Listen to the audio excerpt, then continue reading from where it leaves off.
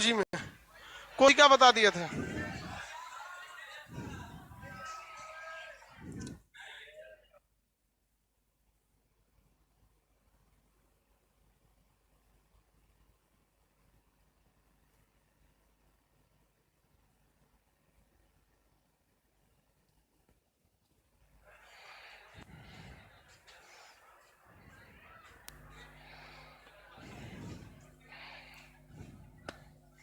जल्दी बैठ जाइए बहू, स्टार्ट करते हैं हम लोग। इससे पहले के क्लास में जो बताए थे उत, क्या हो गया? अच्छा, टेस्ट का। उससे पहले आपको कुछ चीज बता, सबसे बड़ी कोशिका किसकी होती है? शुतुरमुर्ग का अंडा। ऑस्ट्रिच का ये अंडा होता है ना, इसको जब फोड़ेंगे तो जो इसका अंदर का येलो लिक्विड होता है बहुत गाढ़ा होता है। अंडा में भी सबसे बड़ा आकार इसी का होता है, शुतुरमुर्ग का अंडा। सबसे बड़ी कोशिका शुतुरमुर्ग का अंडा होता है। आपको और भी बात बता दिए, उसके अंदर में भी कई सारी चीजें बता दिए थे आपको कोशिका के बारे में, कि बचा भी हुआ था कुछ। चलिए शकल दिखा के हम आपसे पूछते हैं ये क्या है। ये है माइट्रोकांडिया। क्या है? शकल देख के भी पहचानिए थोड़ा बहुत सब लोग को। गुड मॉर्निंग लाइव वाले लोग, देखिए ये है कौन सा चीज? माइट्रोकांडिया। माइट्रोकांडिया की आंतरिक दीवारें क्या कहलाते हैं? मतलब क्रिस्टी समझ रहे हैं? देखिए ये जो है माइट्रोकांडिया के अंदर ये लेयर है, इस लेयर की जो दीवारें हैं, देखिए ये दीवार अंदर ऐसे ऐसे लेयर है ना, इस लेयर वाली दीवारों को हम क्या कहते हैं? क्रिस्टी कहते हैं। आपको बताए थे, मटेरियल में भी लिखा है कि डीएनए जो पाया जाता है वो क्रोमोजोम में पाया जाता है। कहाँ पाया जाता है? क्रोमोसोम। इसके अलावे दो अन्य जगह बताइए जहां क्रोमोजोम उपस्थित रहता है। माइट्रोकांडिया और क्लोरोप्लास्ट।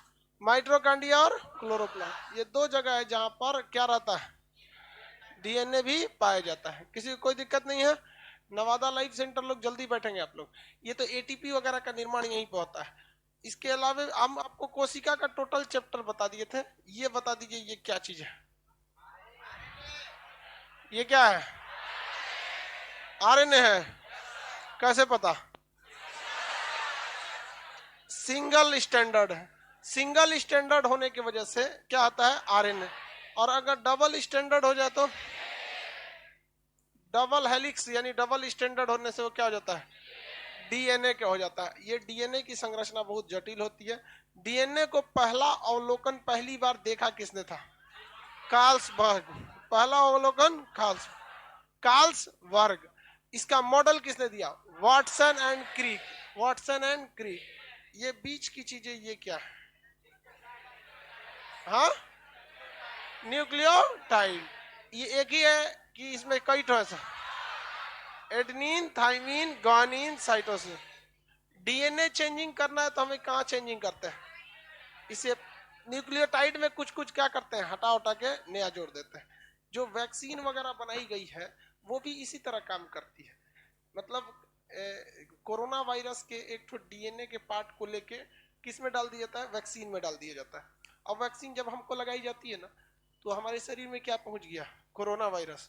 और वो कोरोना वायरस अंदर जाकर तांडव मचाएगा, लेकिन उसे दवाओं से इतना कमजोर कर दिया जाता है कि वो बहुत ही ज्यादा एक्टिव नहीं रह पाता है। 10-15 दिन में अपने मर जाता है। हमारी शरीर की जो बीमारियों से लड़ने की क्षमता है, डब्ल्यूबीसी, इसका सबसे बड़ी खराबी ये है कि पहली बार में ये किसी बीमारी को मार ही नहीं पाता है। पहली बार में ये उसका मेहमान नवाजी करने लगता है कि आइए आइए अंदर आइए, ये शरीर है, आइए अंदर आइए, खान सर है, यही आइए, कोरोना है, टपका दीजिए खान सर को। तो इसलिए पहली बार अगर कोई चीज होता है ना तो बहुत दिक्कत हो जाता है। इसलिए जो छोटका बच्चा पैदा होता है ना, उसे जो 4 साल तक कोनो ना कोनो चीज का इंजेक्शन दिया जाता है। देखिए, कभी खसरा का, कभी पोलियो का, कभी हेपेटाइटिस का, कभी मतलब दिन भर उससे छोटका ली को बहुत। 4 साल तक का जब तक नहीं हो जाता है सब ना, तब तक ससुरन को कुछ ना कुछ लगले रहता है। हमेशा दवाई पिएगा। से एगो उनसे का दवाई पियाने वाला लकड़ी टाइप का होता है, पिछवा एगो होता है, वो में बोरिए दाबिएगा तो दवाई आ जाएगा, मुंह में डाल के दाब दीजिए ले। देखेंगे नहीं देखेंगे? बहुते ज्यादा उनसे का रखा रहता है, एमे इतना सब पीते रहता है सोचा। तो छोटका बच्चा सबको क्या किया जाता है? बार बार जाइएगा, खसरा का इंजेक्शन लगा दो, कोनो इंजेक्शन नहीं लगाएगा, उसकी दवाइयों में खुद खसरा का वायरस है। और लगा देगा उस बचवा के शरीर में। लेकिन उस वायरस को इतना ना साइंटिफिक लोगों ने, वैज्ञानिक लोगों ने इतना ना प्रयोगशाला में कमजोर कर दिया है कि वो 10 दिन के बच्चे को भी नहीं मार सकता है, लेकिन उसके शरीर में वो जिंदा रहेगा 10-15 दिन, 1 महीना, ताकि उस बच्चे का शरीर बचपन में ही पहचान जाए कि चचुरा ये तो खसरा है। अब पहचान जाएगा और अगली बार जब ओरिजिनल वायरस अटैक करेगा तो जान जाएगा ये तो छठियारे में आया था हमारे यहाँ, मार मार हमें ठीक आदमी ना है। समझ में आ रहा है कि नहीं आ रहा? तो बच्चों को जो इंजेक्शन वगैरह लगाए जानबूझ के थोड़ा वायरस का ही क्या लगा दिया जाता है, डीएनए उसका कुछ पार्ट वगैरह लगा दिया जाता है, जिससे कि वायरस को पहचानने में शरीर को आसानी हो सके। Endoplasmic reticulum, ER, endoplasmic reticulum. कोशिका में पिलर यानी कंकाल का काम कौन करता है? Endoplasmic reticulum. किसी को कोई दिक्कत नहीं है? एंडोप्लाज्मिक रेटिकुलम टेस्ट का सॉल्यूशन नहीं हुआ है क्या? अच्छा करा देंगे उसको भी, तुम हटना। एंडोप्लाज्मिक रेटिकुलम कितने टाइप का होता है? 2 टाइप का, एक स्मूथ है एक रफ। ये देखिए ये आपको स्मूथ दिखेगा, जबकि रफ वाले पे देखिए यहाँ पे बिंदा बिंदु कुछ कुछ दिख रहा है। ये क्या चीज है? राइबोसोम। Endoplasmic reticulum. आगे बढ़ जाए। एंडोप्लाज्मिक रेटिकुलम सारा चीज आपको बताए थे हम। यूकैरियोटिक और प्रोकैरियोटिक पढ़ा दिए ना। हम लोग की कोशिका कैसी है? यूकैरियो। अरे प्रो कौन बोलता है बेवकूफ? एक क्या कर रहा है जी ऊपर, कल यूट्यूब पर वीडियो आए, छोड़िए चलिए ध्यान देते हैं। कोई यूट्यूब पे वीडियो देख रहा था वो सब, कल महिला दिवस था वगैरह। हाँ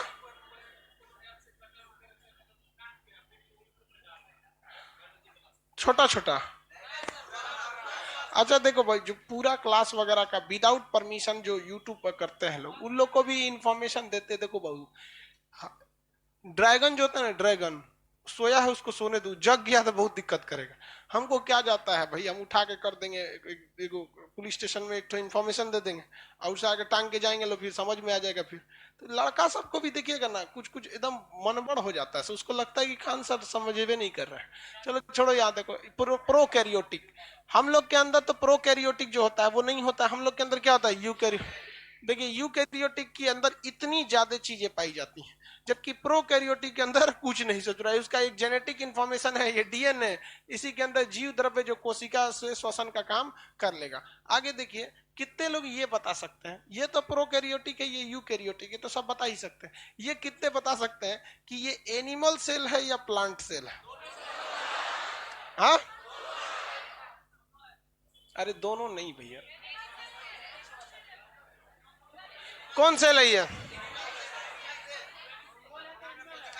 देखो भैया, आपको जब एनिमल सेल और प्लांट सेल बता रहे थे तो ये बताए थे कि प्रोकैरियोटिक में एनिमल भी आएगा, यूकैरियोटिक में प्लांट भी आएगा। लेकिन एनिमल सेल गोल होता है और प्लांट सेल चौकोर होता है।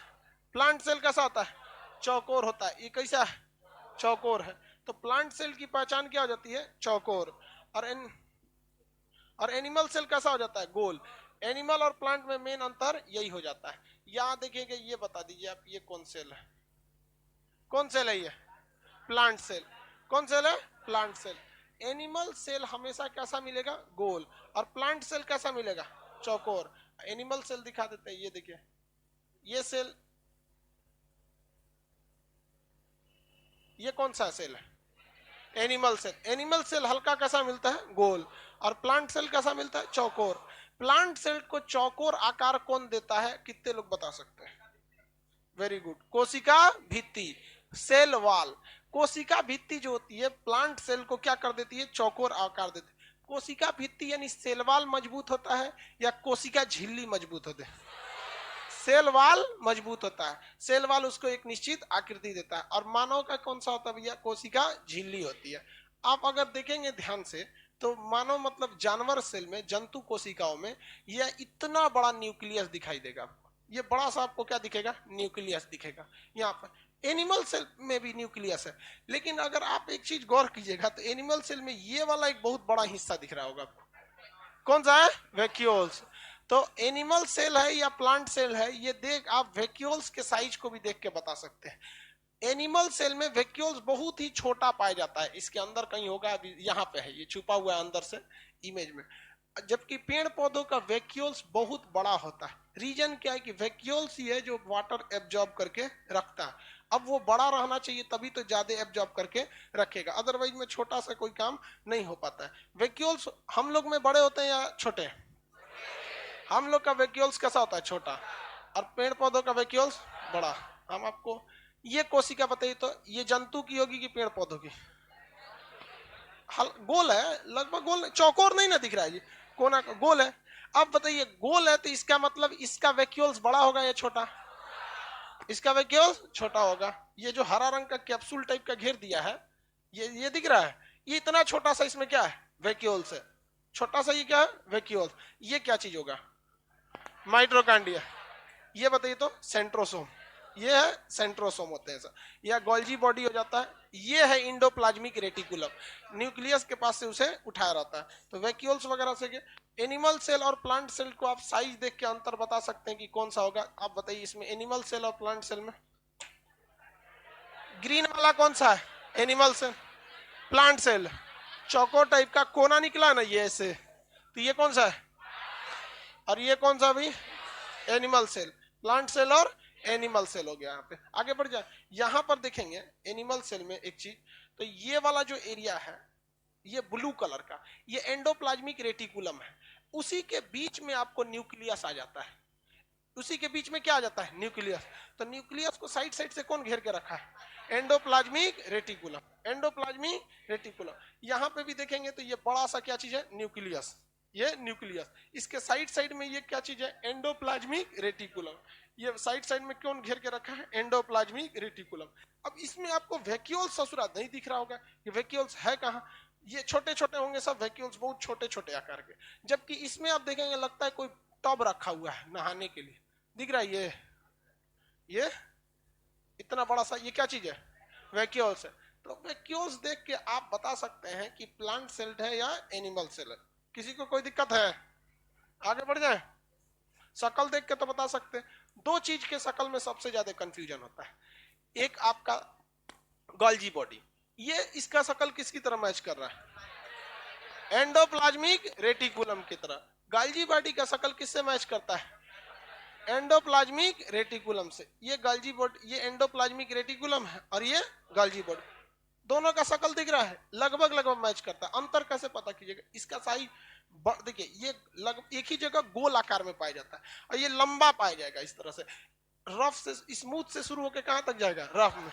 आप पूरी कोशिका में आप अंतर देख लीजिए। अगर पूरी कोशिका बना देते हैं उसमें उसमें तो आपको दिख जाना चाहिए। हम जिस पे हाथ रखेंगे आप उसको बताएंगे कि ये एंडोप्लाज्मिक रेटिकुलम है या गोल्जी बॉडी है। ये बताइए तो क्या है? Golgi body. एक की जगह छोटा से रहेगा। ये ससुरा कौन सी है? हाँ, एंडोप्लाज्मिक रेटिकुलम, याद रहेगा आप लोग को। ये क्या चीज है?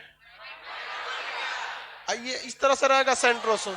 सेंट्रोसोम ना इसे बंडल की तरह रहता है। सेंट्रोसोम कैसा रहता है? बंडल की तरह। यहाँ देखिए ये सेंट्रोसोम, यहाँ पे इसे बंडल की तरह दिख रहा है। ये इसी को जूम करके दिखाया गया, बंडल के समान आकृति रहती है किसकी? सेंट्रोसोम। सेंट्रोसोम का काम क्या होता है? कोशिका विभाजन। सेंट्रोसोम का काम कोशिका का विभाजन करना। क्रोमोसोम कहाँ पाए जाते हैं? केंद्र है। डीएनए में कहाँ से पाए जाएंगे? केंद्रक में पाए जाएंगे। किसमें पाए जाएंगे? केंद्रक में पाए जाएंगे। ये हमारा क्या चीज है? क्रोमोसोम। क्रोमोसोम का एक हाथ खींच दे, जैसे हम जब पढ़ा रहे थे तो हम इधर से खींचे थे, इस चुरा किधर से खींच दिया, इधर से खींच दिया, तो ये क्या चीज है? और अंदर चले जाएंगे, ये सब क्या है? ये ना जी, ना जी जी। और ये सब क्या है सर? न्यूक्लियोटाइड। क्या है? न्यूक्लियो। उसमें लिखा भी होगा ATGC. ATGC, adenine thymine guanine cytosine. Adenine thymine guanine cytosine हो गया। ये शकल देख के आप बता सकते हैं। हम जब पढ़ा रहे थे तो इधर से खींच दिए थे, हाँ, यहाँ से खींच दिए थे। दोनों बराबर है, किधरों से खींच दीजिए डीएनए ही निकलेगा। ऐसा थोड़ा है कि इधर से खींचेंगे तो डीएनए, इधर से खींचेंगे तो आरएनए निकल जाए। ऐसा नहीं ना हो सकता।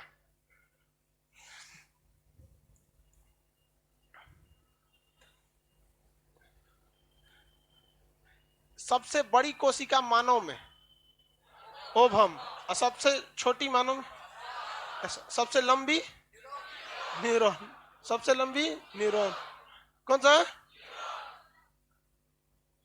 न्यूरॉन होता है। ये देखिए, ये है स्पर्म।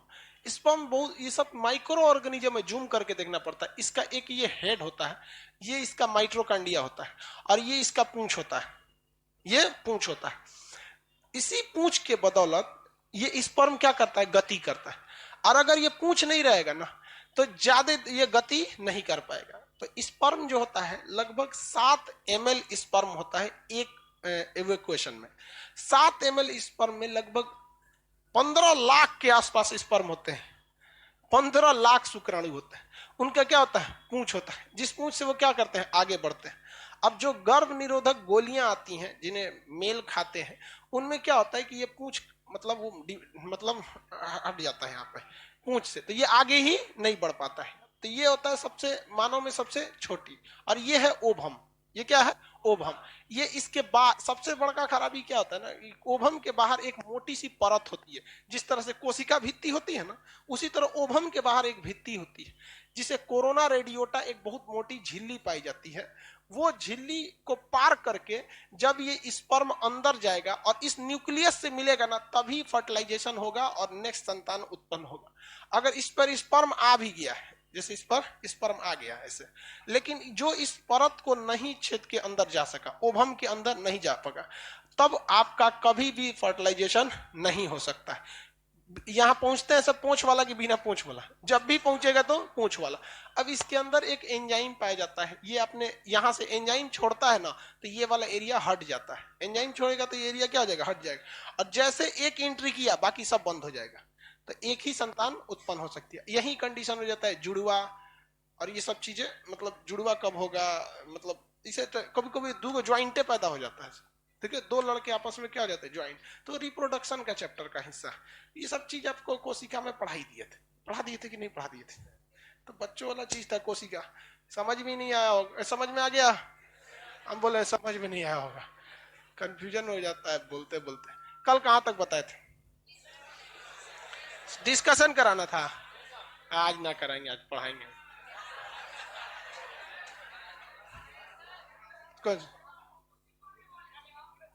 किसका? इस बैच में थोड़े बोले थे,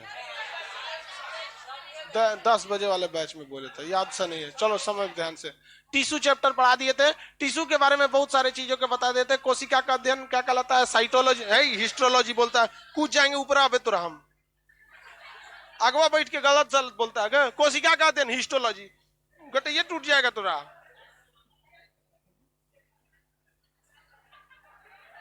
कुड़िए में मार देंगे आप। चलिए सुनिए ध्यान से, उत्तक चैप्टर को 2 मिनट के अंदर, फिर आगे हम चलते हैं स्केलेटन सिस्टम।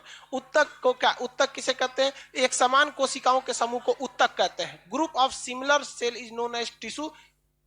ये हो गया टिश्यू। उत्तक का अध्ययन जो होता है हिस्टोलॉजी कहलाता है। उत्तक मेनली 4 टाइप के होते हैं। ब्रेन जिसका बना होता है न्यूरॉन सेल कहते हैं। इसमें 2 तरफ के cell, neuron cell, neuron glial cell. Glial cell में कोशिका विभाजन होकर सोचा कैंसर का कारण बन जाता है। दूसरा सेल के अगर हम बात करते हैं तो पेशीय उत्तक, यानी उसे मस्कुलर टिश्यू कहते हैं। इससे हमारी मांसपेशियां बनी होती है। मांसपेशियों कई टाइप की, लंबी मांसपेशी, बड़ी मांसपेशी, छोटी मांसपेशी। मांसपेशी नाम के अलग चैप्टर में इसको डिस्कस कर देंगे। ब्रेन के बारे में, ब्रेन को अलग डिस्कस करेंगे। उसके बाद आपको बताते हैं हम आपको इपिथीलियल, उपकला या इपिथीलियल, उपकला या इपिथीलियल। इसे 2 टाइप के कवर बनते हैं, एक बाहरी कवर, एक इंटरनल कवर। बाहरी कवर में क्या हो जाएगा? चमड़ा, ये सारा चमड़ा उमड़ा हो जाएगा। बाहरी कवर में हम लोग का पैकिंग इसी में तो हुआ है। और आंतरिक कवर भी किससे बना हुआ है? एपिथेलियम से। आंतरिक कवर क्या भीगने से खराब होता है? ना होता है। जीभ वगैरह पे कौन सा परत? आंतरिक, आंतरिक परत। जितनी आंतरिक होती हैं सब ये सब चीजें, आंतरिक परत, उससे भीगने से ज्यादा इफेक्ट नहीं पड़ता है। आगे देखते, उसके बाद आया था कनेक्टिंग टिश्यू। कौन था? Connecting tissue. कनेक्टिंग टिश्यू पूरे शरीर को कनेक्ट करके रखता है। इसमें सबसे बड़ा एग्जांपल था ब्लड। तरल संवहनी उत्तक में एग्जांपल हो गया बोन। हड्डी भी किस तरह का उत्तक है? संयोजी। लिम्फ, लिम्फ लासिका जो बीमारियों से लड़ता है, वो कौन सा है? यही है आपका कनेक्टिंग टिश्यू। कनेक्टिंग टिश्यू के बाद से एक अलग एग्जांपल होता है जिसे हम लोग कहते हैं एडिपोज उत्तक। जो अलग अलग कोशिकाओं के बीच में हल्का गैप हो जाता है, उनमें वसा की भरपाई कौन करता है? एडिपोज उत्तक। कौन सा उत्तक? एडिपोज उत्तक। किसी को कोई दिक्कत नहीं है? हो गया। अब हम लोग देखते हैं स्केलेटन सिस्टम। पीडीएफ नहीं मिला है? पीडीएफ दिलाना जी, कल याद से, जैसे बैच खत्म हो गया याद दिलाना। कल ज्योग्राफी है कि आज है जी? आज कितना तारीख है? 9 तारीख है। ओहो, हमको लगा आज ही 11 है। हमको तारीख से मतलब नहीं रहता है, हमको डे से मतलब होता है। मंगल बुध भी है, ये ज्यादा काम लायक चीज होता है। तारीख उतना, पूजा पाठ हम भगवान को ना याद करते हैं भाई। भगवान याद कर लिया तो दिक्कत हो जाएगा, ज्यादा नहीं याद करते। कंकाल, कंकाल इंग्लिश में क्या कहते हैं? स्केलेटन। कंकाल तंत्र या स्केलेटन। हमारे शरीर को बहुत ज्यादा जरूरत है किसकी? कंकाल। क्या कल करेंगे क्वेश्चन डिस्कस? आज करे सो काल कर, काल करे सो परसों। जल्दी है किस बात की, जीना है अभी बरसों।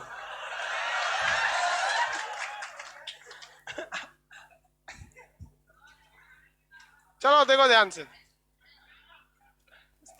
स्केलेटन यानी कंकाल हमें सीधा रखने में सबसे महत्वपूर्ण भूमिका, यानी जो सबसे मेन रोल होता है सीधा रखने में, वो किसका होता है? कंकाल।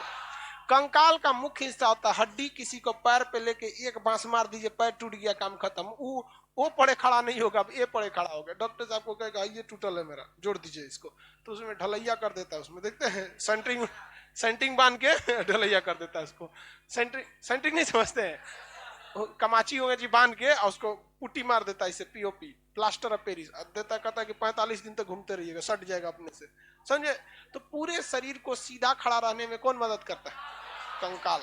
बहुत ज्यादा जरूरी है कंकाल हमारे शरीर के लिए। कंकाल दो टाइप के होते हैं। कंकाल कितने टाइप के? दो टाइप के। एक होता है बाह्य कंकाल। कौन सा कंकाल? बाह्य कंकाल। इंग्लिश में इसे कहते हैं एक्सोस्केलेटन। एक्सो स्केलेटन। एक्सोस्केलेटन मतलब शरीर के ये कहां रहता है? बाहर रहता है, और पूरा का पूरा शरीर इसके अंदर रहता है। ये लोग बदसूरत दिखते हैं, इनका शकल एक ही जैसा लगेगा, आप अलग अलग पहचान नहीं कर पाएंगे। ये लोग सचुरे कैसे दिखते हैं? बदसूरत टाइप के दिखते हैं, और इनका शकल सब कैसा दिखता है? एक ही जैसा लगेगा, अंतरे नहीं समझ पाएगा आपको। और इनका सारा का सारा इनका शरीर का अंग कंकाल के क्या रहता है? अंदर रहता है। एक कह रहा सर टिश्यू चैप्टर खत्म हो गया, कहा हम पीडीएफ नहीं दिए हैं अब, बस इसलिए बाकी सब तो चीज हो ही गया।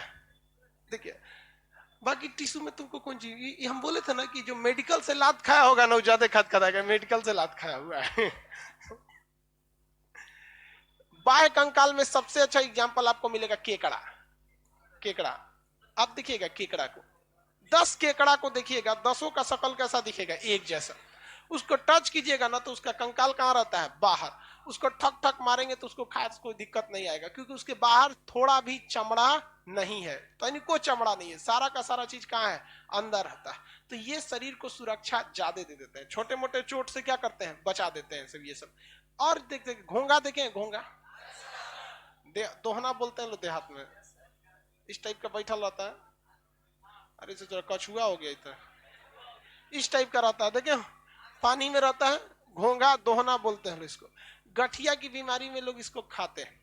अब जो इसको खाता है उसको खाने दीजिए। आप एक देश, स्वतंत्र देश में रहते हैं, आपको कोई अधिकार नहीं दिया कि दूसरा आदमी क्या खाता है क्या नहीं आप उसको बोल सके।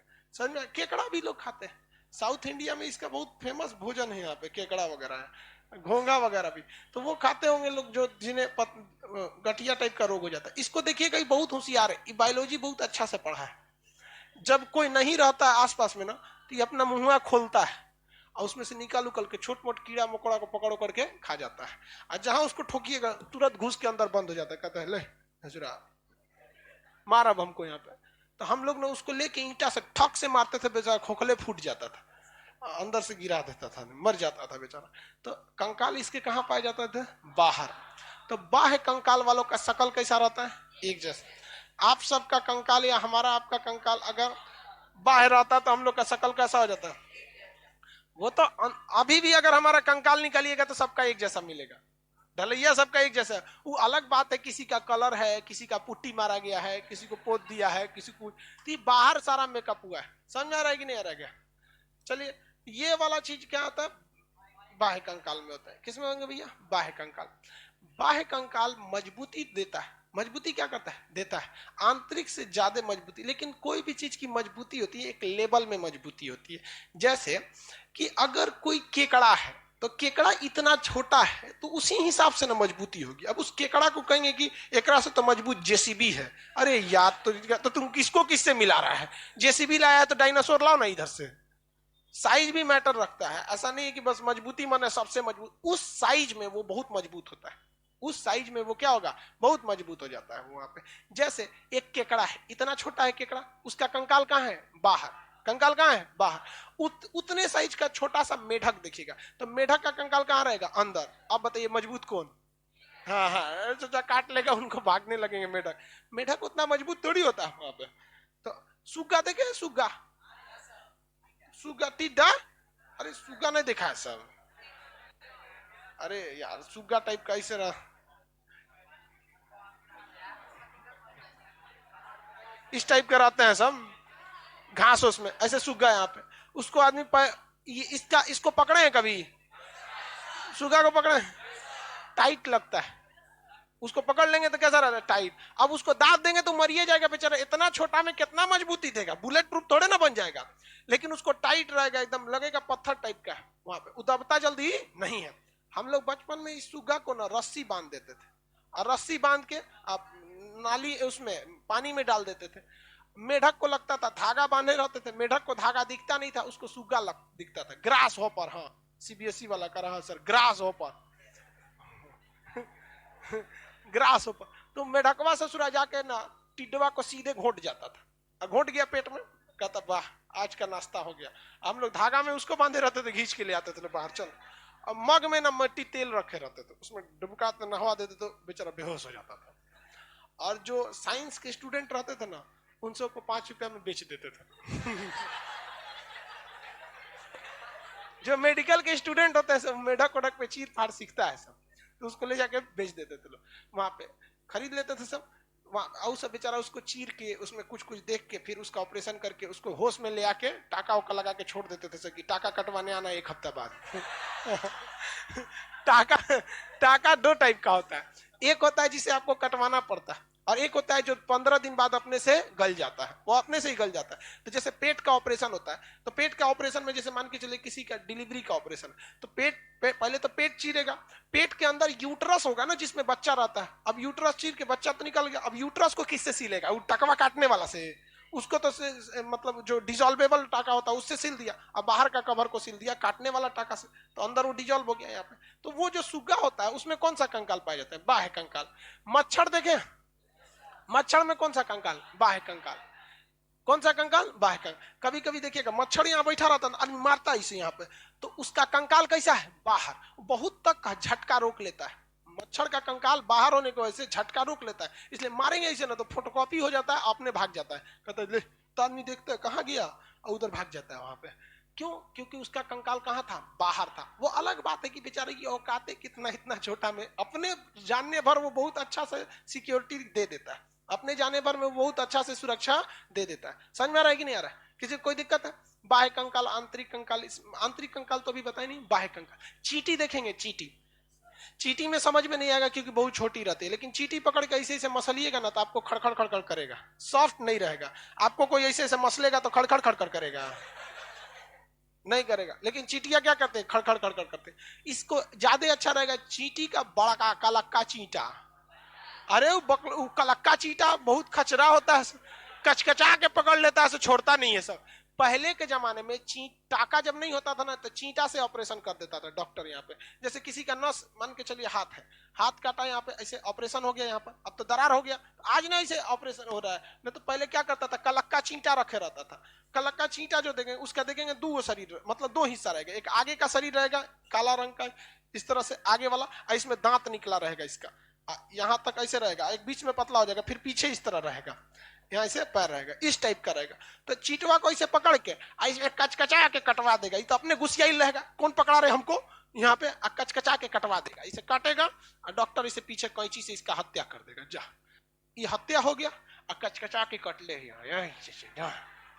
ऐसे 4-5 को कटवा देगा। ऐसे हो गया। 10 दिन बाद न बेचारा इसका 13 के दिन इसका सारा शरीर झड़ जाएगा। अब भाई मरने के बाद भी आदमी कितना दिन रहेगा? अपने 10-15 दिन बाद ये तो काट के निकाल दिया, अब ये जो बचा इसमें प्राण तो है नहीं, मरा हुआ शरीर है। 10 दिन तक पकड़े रहेगा उसका, धीरे धीरे धीरे धीरे डॉक्टर पोंछ पाछ के साफ कर देगा, हटो चाचा निकलिए यहाँ से, सही हो गया यहाँ पे। तो ये कौन सा कंकाल होता है? बाह्य कंकाल। तेलचट्टा देखे, कॉकरोच वगैरह, उसमें भी क्या होता है? बाह्य कंकाल होता है। उसको कंकाल, उसका शरीर का सारा अंग कहाँ रहता है? अंदर रहता है।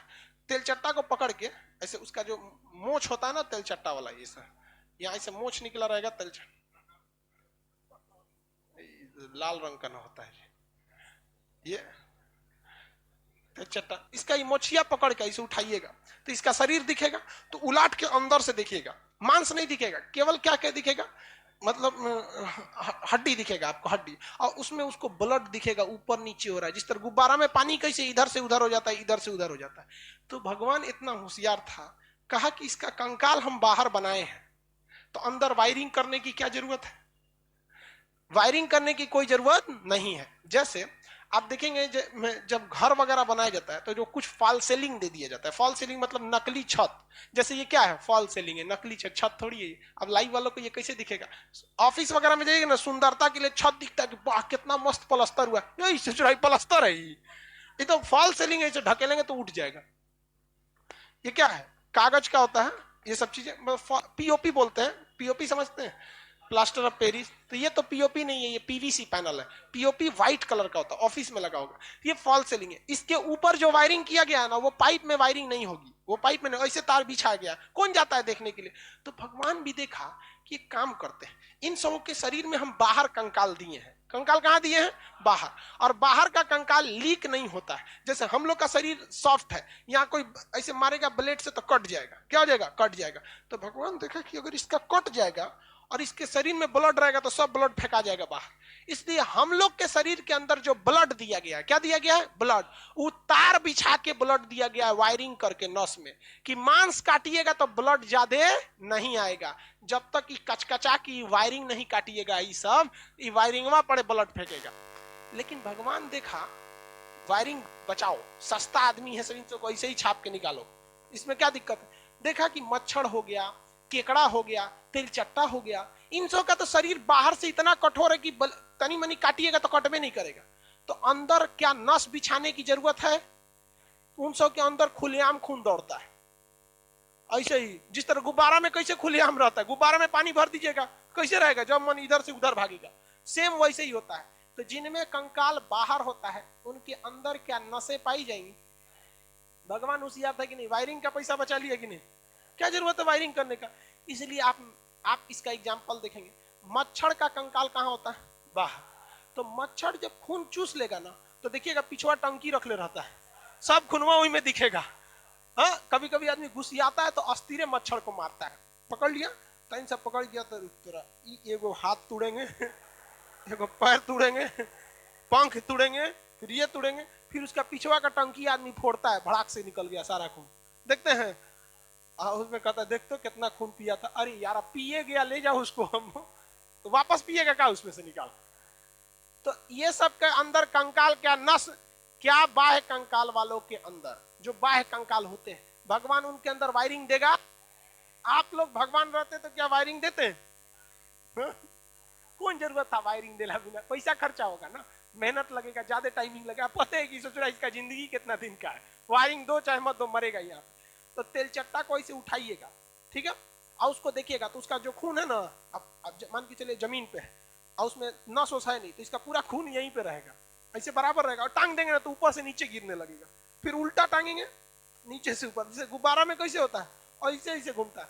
तेलचट्टा को ऐसे चढ़ जाएगा क्रैक से, तो उसका तो हड्डी बाहर है, कड़कड़ कड़कड़ टूट जाएगा, ऐसे टूट के ऐसे रह गया।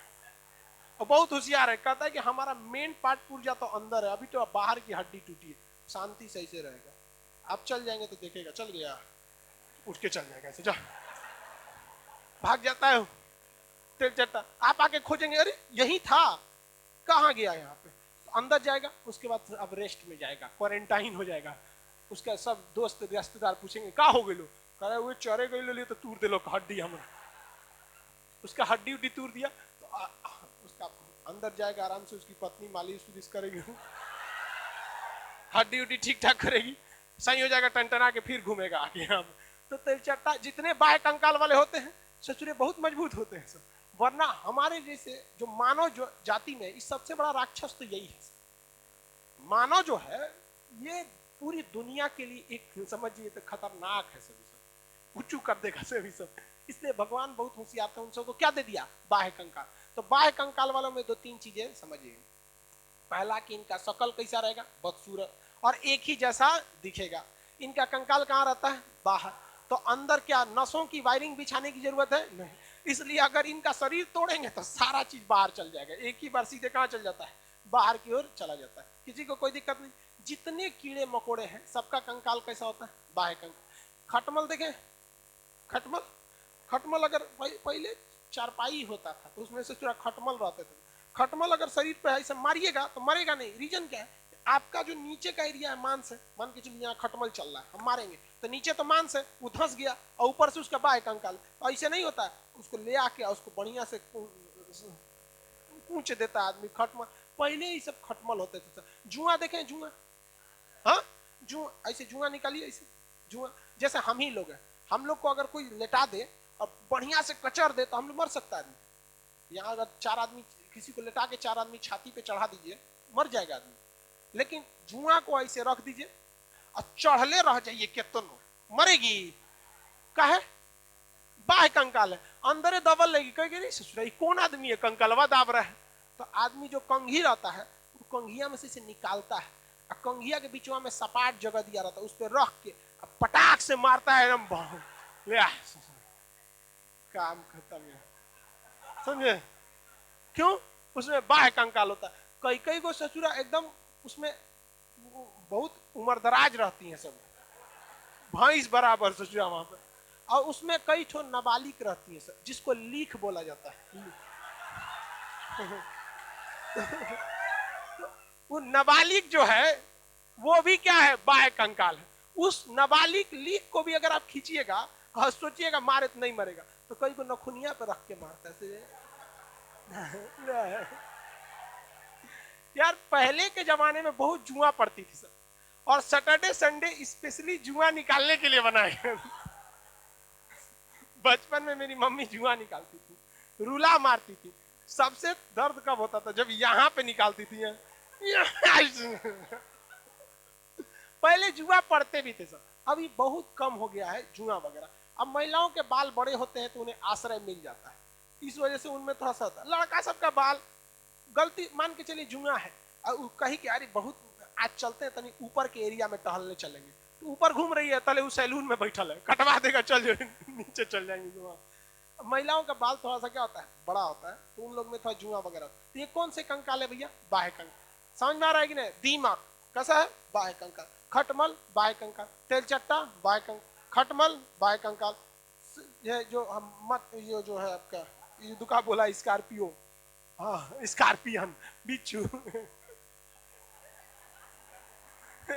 सीबीएसई बोर्ड का है, बिच्छी नहीं बोला उसको, स्कॉर्पियो बोल रहा है। स्कॉर्पियन होता है उसका, स्कॉर्पियन। ये कैसा होता है, बिच्छू वगैरह का कंकाल कैसा होता है, बाहर होता है। किसी को कोई कछुआ आगे आएगा, उसको उसके बाद बताए। कछुआ का जो खोपड़िया होता है वो भी कौन सा होता है, बाह्य।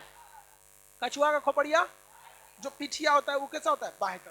बाह्य समझ में आ गया। शरीर कैसा दिखेगा, एक जैसा, सुंदर या बदसूरत, बदसूरत। इनके अंदर ब्लड वेसल यानी वायरिंग होगी। ब्लड ऐसे कैसे घूमेगा, खुलेआम घूमेगा। कैसा घूमता है, खुलेआम। खुलेआम घूमने से एक फायदा होगा, इन सब को कभी ब्लड प्रेशर की बीमारी नहीं होगी।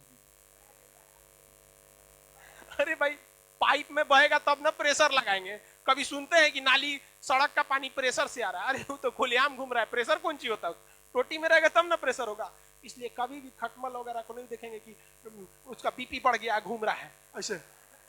तेलचट्टा ऐसे नहीं, उनका बीपी नहीं बढ़ता, आराम से घूमते रहता है, खा पी के चल जाएगा, काट उठ के आपको चल देगा समाज। उनका ब्लड प्रेशर नहीं बढ़ता। हम ही लोग को ज्यादा ब्लड प्रेशर वगैरह का झमेला हो जाता है। ब्लड प्रेशर रहना भी चाहिए, आप लोग का ब्लड प्रेशर ज्यादा रहे तो ही अच्छा है, क्योंकि ब्लड प्रेशर ज्यादा रहेगा तो ऊर्जावान रहते हैं एकदम। युवाओं में ब्लड प्रेशर कैसा रहना चाहिए? ज्यादा। अब वही ब्लड प्रेशर नहीं रहेगा, मरियल रहेंगे, पढ़ने बैठेंगे तो तकिया मोड़ के लगाएंगे, कहेंगे 3 बार तकिया मोड़ेगा, हाँ फिर किताब खोलेगा, इसे लो लगता है। चलिए अब अंदर का देखते हैं।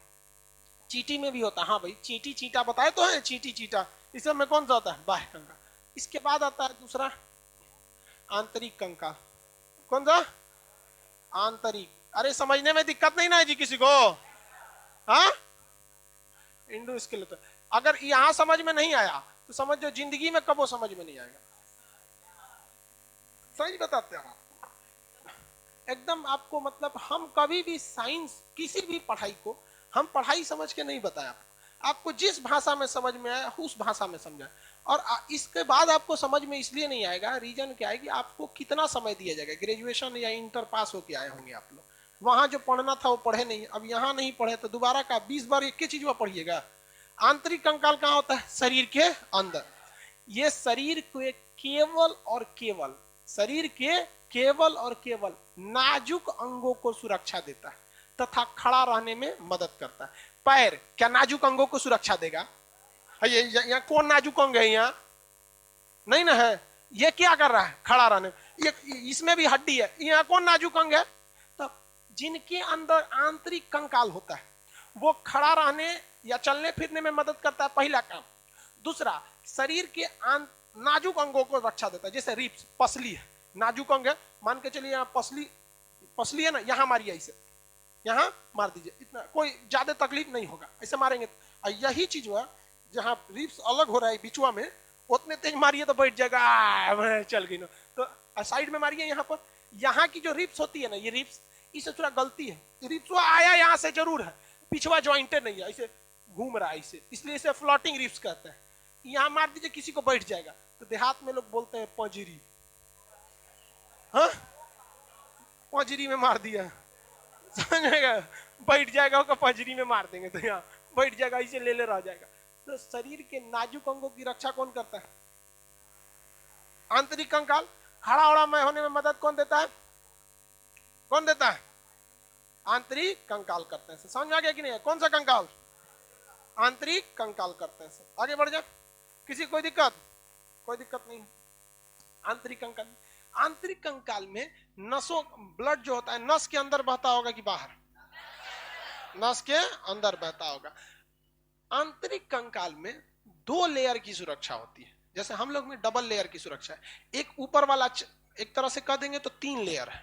पहला चमड़ा, उसके बाद मांस, उसके बाद हड्डी, उसके बाद हड्डी। इसीलिए जिनका आंतरिक कंकाल होता है उन्हें चोट लगता है। क्या होता है? चोट लगता है। क्योंकि अगर किसी को, जैसे हमारा खोपड़ी है, ये खोपड़ी, तो यह पहले एक चमड़ा है, फिर एक छोटी सी मांस की परत है, उसके बाद ना कंकाल है, इसलिए इस पे मारेंगे तो क्या होता है? चोट लगता है। वही अगर आप बाह्य कंकाल केकड़ा वाले को मारिएगा तो केकड़ा में क्या ऊपर चमड़ा है, मांस है, सीधे ठक ठक ठक ठक किस पे बनेगा? हड्डी पे, तो उसको उतना चोट नहीं लगेगा। अंदर धमस पड़ेगा, जान जाएगा कोई पीट रहा है ऊपर से, लेकिन चोट नहीं लगेगा। और हम लोग को क्या होगा? चोट का आभास होता है, क्योंकि चमड़ा और मांस चोट को रोक लेता है। अगर किसी को हाथ खोल के तमाचा से मारिएगा चटाक से, तो सारा का सारा चोट किस पे लगेगा? चमड़ा पर। किस पे? चमड़ा पे, एकदम जलजला जाएगा वो। और अगर फाइट बना के तब हुमच के दीजिएगा, तब वो चमड़ा को पार कर गया, अब मांस पे देगा। और उस पे भी लड़का बचपन में ना ऐसे मुक्का बनाता था, ये एकदम चचरा तोरा अंदर हड्डी तक ले जी भैया, मार जाए, चमड़ा मांस हड्डी तीनों ले गया। मारते थे लोग।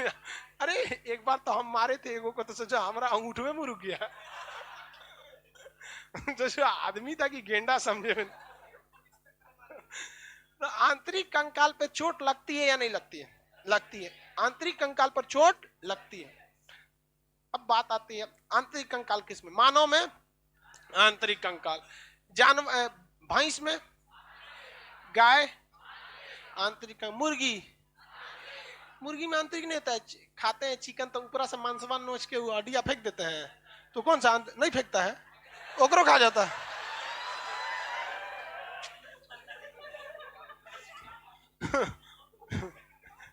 ये अपनी हड्डियों की संख्या बढ़ाना चाह रहा है।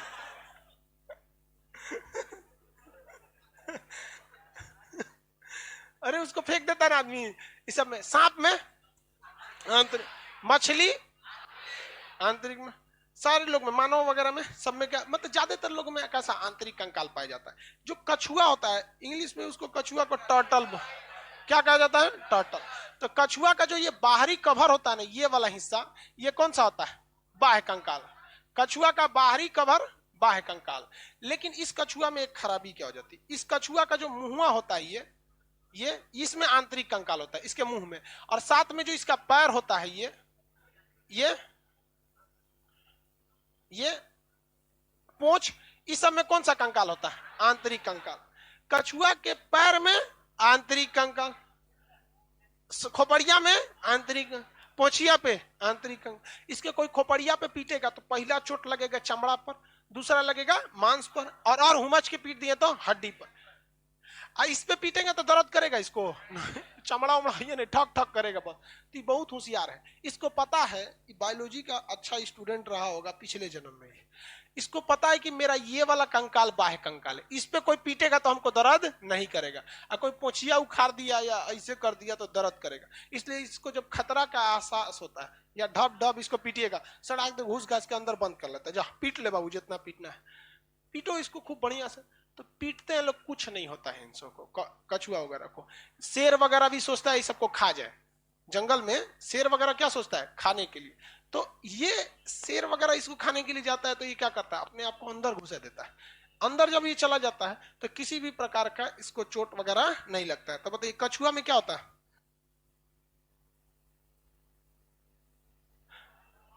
सर्व तो ठीक है जी। बताइए कछुआ में कौन सा कंकाल होता है, दो, इसके सर में, हाथ पैर में, इसके लेंगरी में, लेंगरी पोंछ को ना लेंगरी बोला जाता है, बिहार में पोंछ को क्या बोला जाता है, लेंगरी बोला जाता है कि नहीं।